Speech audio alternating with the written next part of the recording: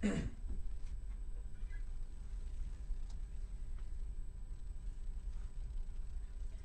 everyone, Queen Maisha here, La Cool Radio on a beautiful Saturday. I am here with a great performer by the name of Chaz. He brought us such a wonderful treat. He is going to perform his original song, Girl Like You. Here we go. 2, 3, 4.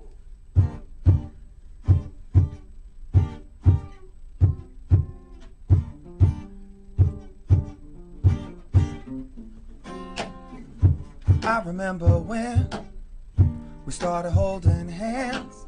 It all started with a smile. Now we know each other's friends.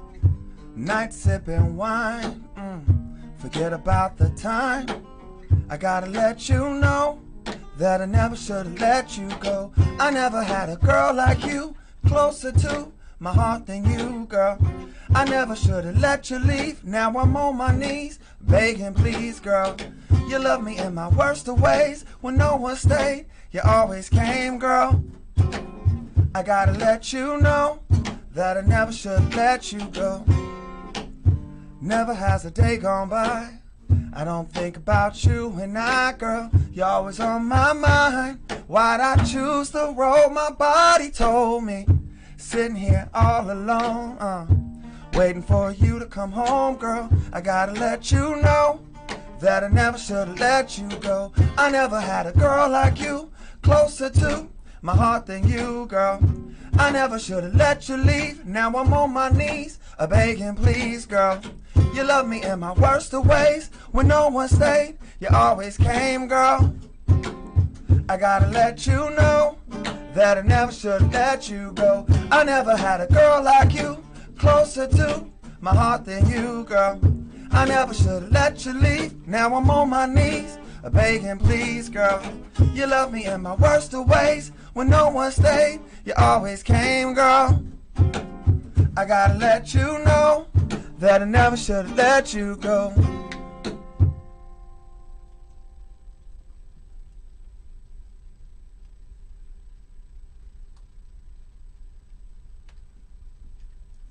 That was wonderful. That was absolutely wonderful.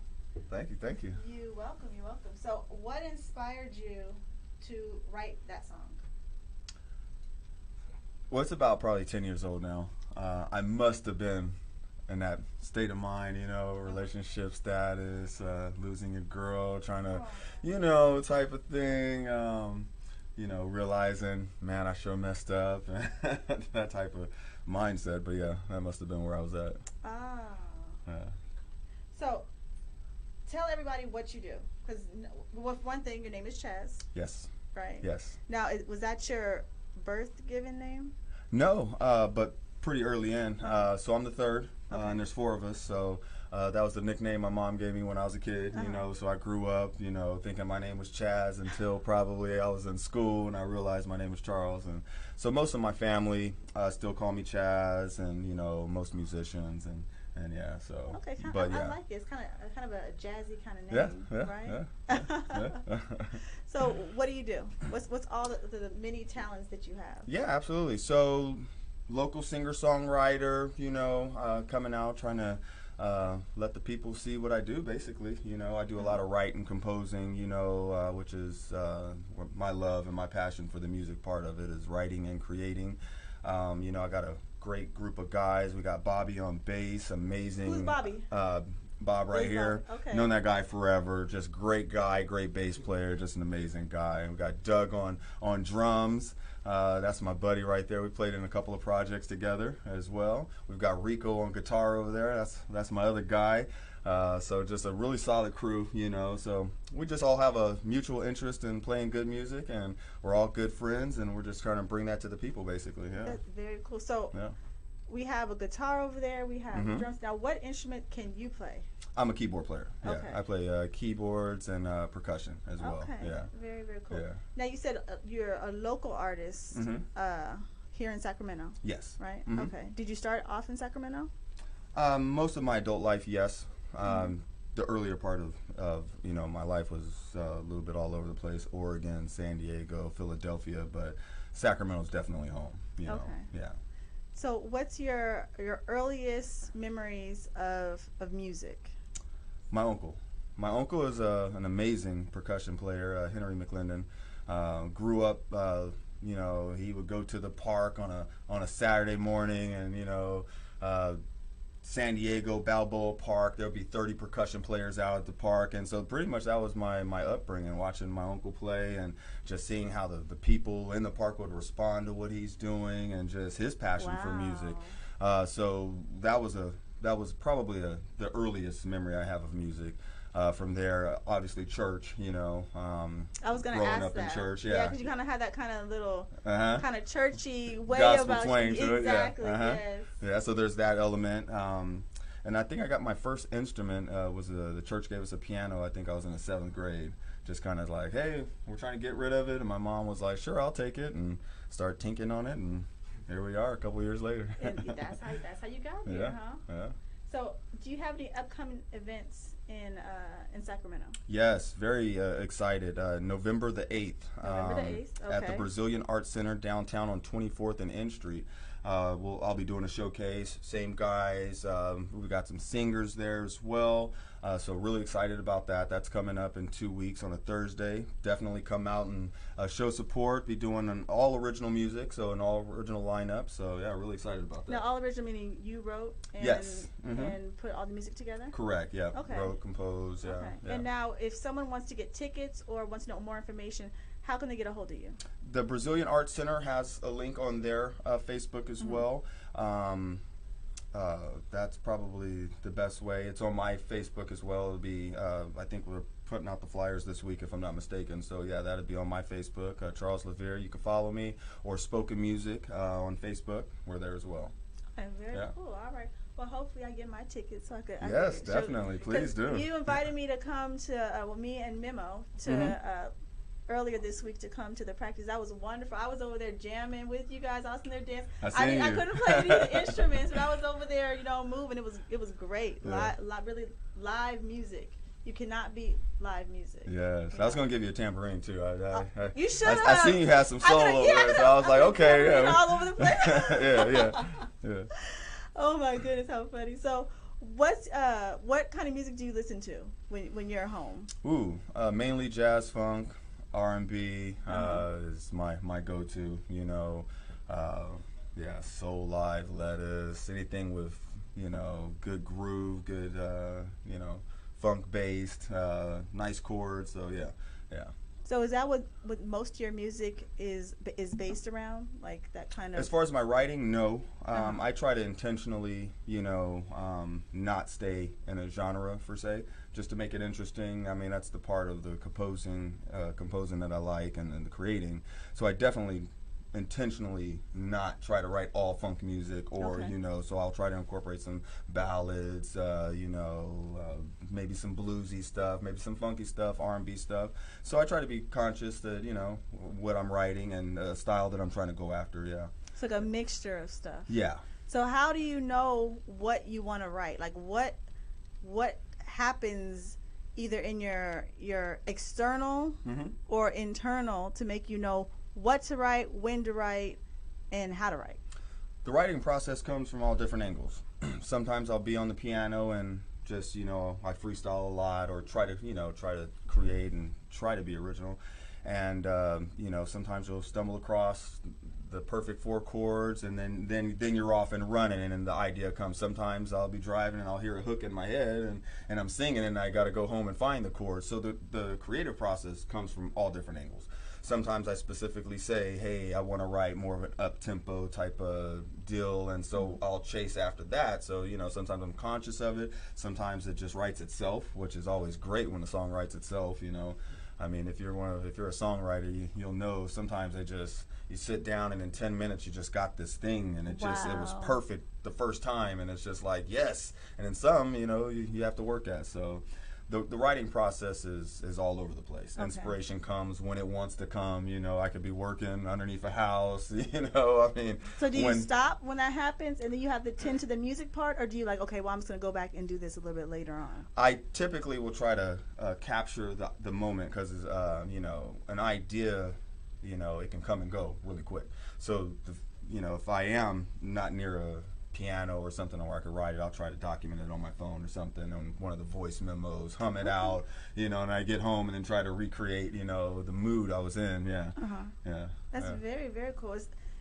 It's crazy how different artists have different ways of getting to the end product. Yes. You know, but it seems like the end product is always beautiful. You know, it's always unique. Yeah. You know, so that's definitely the goal. You know. Exactly. Yeah. Exactly.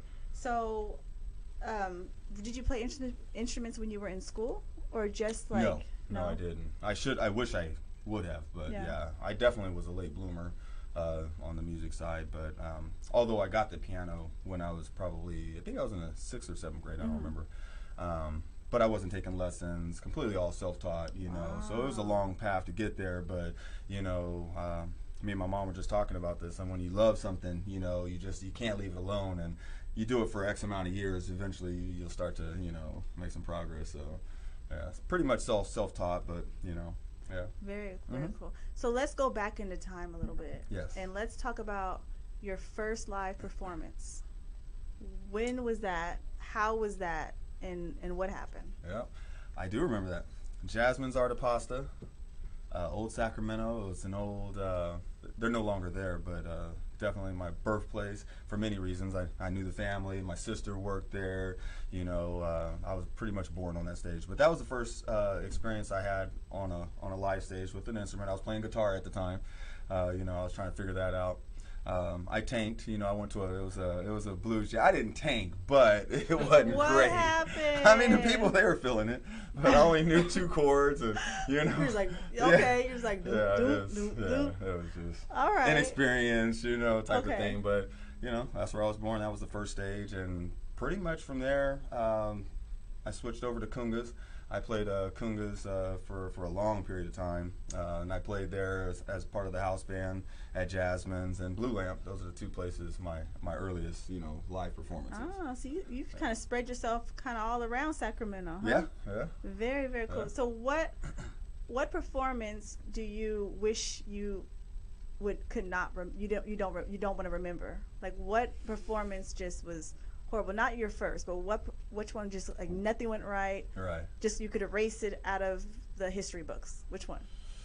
I don't know that I didn't think about that. I don't know if anything really stands out. I've had a couple that were strange. Either, you know, the mixer was off and I couldn't hear myself singing or something, which always throws everything off, or couldn't hear a musician.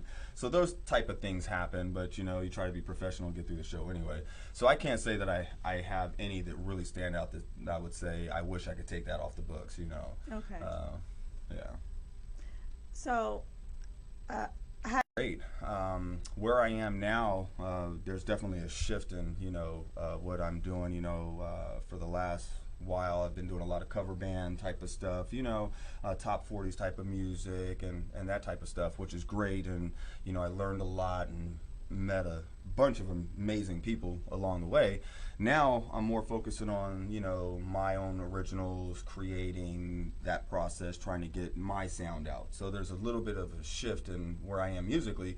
You know, before I was just trying to do keyboards for bands, you know, type of thing. Now I'm trying to, you know, share my music with the world, basically. So now, why did that shift happen? Because I know it has to be a kind of, I don't want to say scary transition, but a different kind of transition when you go from being a cover band where you know what you're going to play, you can you know, change it around a little bit, going to just your original music. What happened in that shift? What made you do that?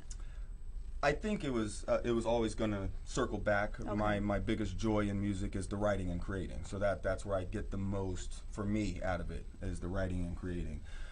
Sometimes when you're, you know, doing cover stuff, you know, whether you like the song or not, I mean, you're getting paid to play it. So it's just a different type of thing. So it was definitely always going to happen. You know, now it's just, you know, this transition in my life in the last 2 years. You know, this is just the right time. It's the right time. Yeah. So you just kind of feel it inside of you at this time. Now, would you connect it to some type of spiritual thing, like spiritual shift? Potentially, yes. 'Cause I think, like, maybe subconsciously, yeah. because I don't know if I told you this, but I've played some instruments in my life. Oh, I didn't know You that. know? Okay. Yeah, I could play a little bit of piano. You know. Watch, I'm gonna put And you on the spot though. Oh, go ahead. no. You know, and I kind of feel like it's kind of like it's a spiritual thing. Yeah. You know, it's kind of like sometimes things, like you're saying, things come to you when you're doing things that have nothing to do with music. Right. You know, so I guess it was just your time. Yeah. And that shift happened, and now here you are making beautiful music. When I first heard the song that you guys performed, I was like, not doubting you, but I was like, he didn't write that. That has to be a cover song. And then I asked you, I was like, did you write that? I was like, that's amazing. Oh my gosh. You know. In Yuba City on Skyline. So has there ever been a point in time where you just hit a brick wall and you're like, I'm done with music for a little while. I need to take a break. Absolutely. I think it's 36 months. Every 36, no, it happens a lot. I mean, that's just. Isn't that the same length as a elephant is pregnant? So every time, every time an elephant is exactly, and that's a great analogy because it's like giving birth. You know, you get excited, you go through this roller coaster, you get to this climax, you kind of come down. No, but it happens. Yes, I think anybody that does anything. You know, music has probably been the most consistent thing in my life. There's nothing that I've done longer than music. But within that time period, there's definitely been times when you're uninspired, you're frustrated, you're in between instruments. You know, there was a time where I wasn't playing keyboards at the level that I am now. Although I got a piano early, I didn't really learn how to really work it until not too long ago. So there was that transition from going from percussion. I was mainly a percussion player for a lot of bands, and going back to the keyboard. So that transition was weird, and I've got to wait for my skill set to kind of match what I want to do, you know. So there's that learning curve, you know. So right now I'm in a good, well-rounded spot, I think. I mean, definitely nowhere near where I want to be, but, you know, I mean, just continuing down that road. And it's not being a musician is not a destination, it's a process. You know, I'll be still learning when I'm 60 and 70, and you know, you just have to always chase it. You just got to chase it. It sounds great to me. But thank you. Thank you. Growth is growth, you know. That's just the beginning too. So exactly. We got a lot in store for you guys. There's so much coming down the tube. This is literally just the beginning, you know. So this is a really exciting time for me personally. To these guys are just blessing me with their gifts, and you know, it's when you hear it in your head, it's one thing. When you hear the band play it, it's another. Wow. You know, and it just sets it at home, and it just really inspires you. So this point, like we were just talking about musically, you know, right now I'm very inspired. You know, I'm ready to go for it. I want it. You're ready. You're on fire. Yes. Well, get all the work you could do when you're on fire. Get all that stuff, you know, and bless us with your music, with your writing, with your talent. It's just it's wonderful. So what kind of music do you like writing the most? Because I know this song that you performed was kind of like a. What did you say? A love? It's not a love song. It's in there. Yeah, it's in that genre. The good loves and the bad loves. But it's in that. So what do you like to write the most? I don't know if I have a most. I try to write, you know, the most. Maybe love songs probably comes up the most. Yeah. Because there's so much experience, you know. I mean, you know, the good love, the bad love. I mean, that's such a big pot. You can go so many places. I mean, you know, I'm going to write a song about love. Well, you know, am I just meeting you? I mean, there's so much to it. So, So being a musician and writing about love, has it changed your views on how you view women? From a writing position, musician, I would say no. No, I wouldn't say it's changed my view of women. No, because that's not a negative thing. It could be, you know, a positive thing too. So, because it seems like it's kind of like you're a poet, you know. So like you kind of, how I'm viewing it is kind of like you're putting what's inside of you on paper, and a lot of guys don't do that or can't do that. They don't know how to articulate that. So maybe you're more sensitive to the. I do believe being a musician changes how I approach a relationship. I could see that, you know, because like you said, I am pretty poetic. You get a text from me, it might say anything. I'm not just picking you up at 7, you know. I mean, I'm gonna spell it out a little bit, you know. I mean, you know, I like to use words, so I like to communicate. You know how to via use song words? Or you know, however we talk. Okay, so I've known a lot of musicians in my life. Mhm. Is it hard to keep a relationship being a musician? Because I don't, and you know, and you travel and Yeah. you might have groupies and all of that. No groupies, but yeah, the music in so many ways plays an effect on your relationships. One, the biggest wouldn't be probably from others, but just practice time alone. You know, to Okay. be a musician, it requires, you know, a lot of your time. It's almost like a secondary relationship. So that can definitely affect a relationship, you know, meaning, you know, if the family's watching movies and you're hearing this song and there's that pull and tug thing, you know, but that's what it takes to be Yeah. that guy, you know. I Yeah. mean, there's no shortcuts, no one gets a pass, you know, you got to put in time and effort. And so that's a big thing of it. It's demanding as far as your time. I mean, you know, 2 rehearsals a week, 2 shows a week type of thing. Well, now that's 4 days out of your week that you're not at home and doing what a guy that's not a musician is doing, you know. So there's that element. So that definitely would affect your relationship as well. So yeah, I think being Okay. a musician as a whole is definitely, you know, the other person has to be pretty understanding. You know what I mean? So- You so have you- to understand this world a little bit. Okay. Because, you know, Okay, it's yeah. Tuesday night, I got rehearsal, I know you want to go to dinner, but you know, yeah, you can wait Yeah. till Wednesday. Yeah, exactly. So, ladies, if you run across a man who plays an instrument and is in a band and is really serious about his art and his craft, you know, this is what you're gonna have to accept. Absolutely. You know, if you want to accept the man, you have to accept his art too.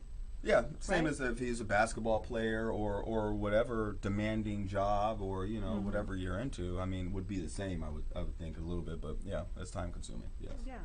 Okay. Yeah. Very cool. So, what's something that we don't know about you that you want us to know? Well, a lot of it I'll be talking about November 8th at the Brazilian There Arts you Center. okay. Yes. Uh, Other than that, And you what know, was the date on that again? November the 8th. And time? Starts at 8 o'clock 8 at o'clock. the Brazilian Arts Center on 24th and N Street. Okay. Yes. Yeah. Very cool. You guys come support. Yes, please Again, do. I've seen how they practice. I've heard it's great. I'm gonna be there. Jam. If he gives me a tambourine, I might jump on stage and tambourine up and down the stage. It's happening. It's happening. Oh my goodness. So what's in the future? Like what do you want to do in the future? How big do you want to get? What road are you taking to get there? I don't have a end game in mind, Okay. meaning trying to get big or whatever. Definitely just enjoying the process. But what's in the future specifically, you know, the biggest goal, you know, is getting the music recorded, captured, and available out. to the people. Okay. You know, so that's my biggest goal. You know, what happens from there, I'm open for, you know, I mean, if the tours happen, hey, let's go. And if they don't, you know, I've got a good job, so, you know, that type of thing. But, you know, what's in the future is recording it, getting packaged, and presented to the people. That's the number one goal right now. So do you have an album that's coming Working out? on it. That's exactly what this project is gearing towards, and we're at the beginning stage. You know, this is a great time to get involved, to you know, jump on board, and you know, it's from the grassroots, from the ground up. So this is where we are now. We're building towards that, and you know, hopefully we'll have some music to release here soon. But that's what we're working on. Absolutely. Do you have a title for the album yet? No. Okay. Yeah. Not yet. All right. So basically, everybody who's listening, stay tuned. On Facebook, what's your Facebook again? Charles Levier, the third. Charles Levier the third. Friend requests. Spoken music. Yeah. Or what's your Instagram? Can people contact you? Levier 3. Okay. So you, Levier 3. you guys contact him there. Stay tuned. Watch what he's doing. Support Yes. his album. And so with this music, because I know not to go to like the negative stuff, but you know, when you make music, when you're long and gone, your music's still gonna be here. People are still gonna be listening to it. It's gonna be kind of like be a documentary of your life, in your words, in your every single note. Yes. What else are you trying to leave behind, like in your music? What do you want when people are listening to this 100 years down the road? What do you want to bring out of them or bring to the world?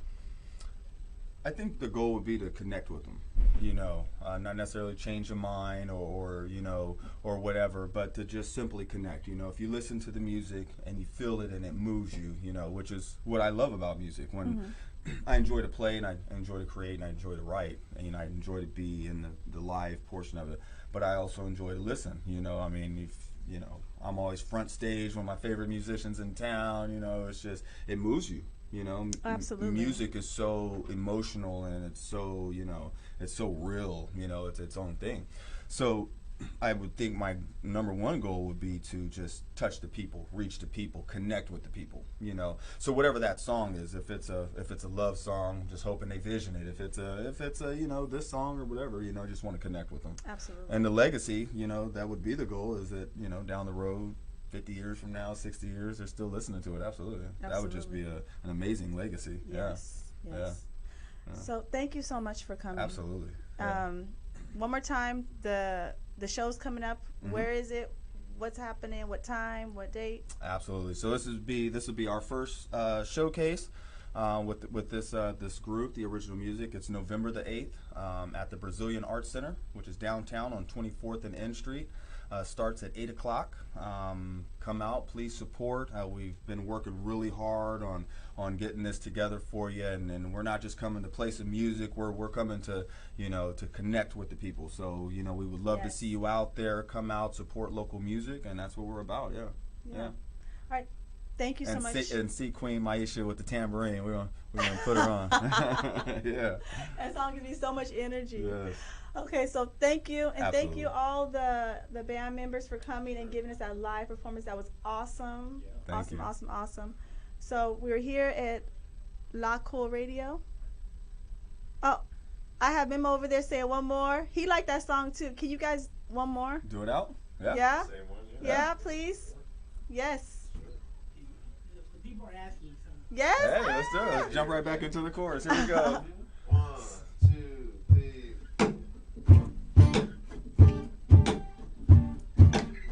I don't know who all's out there listening. Let's go ahead and snap your fingers. We're gonna get that soul snap.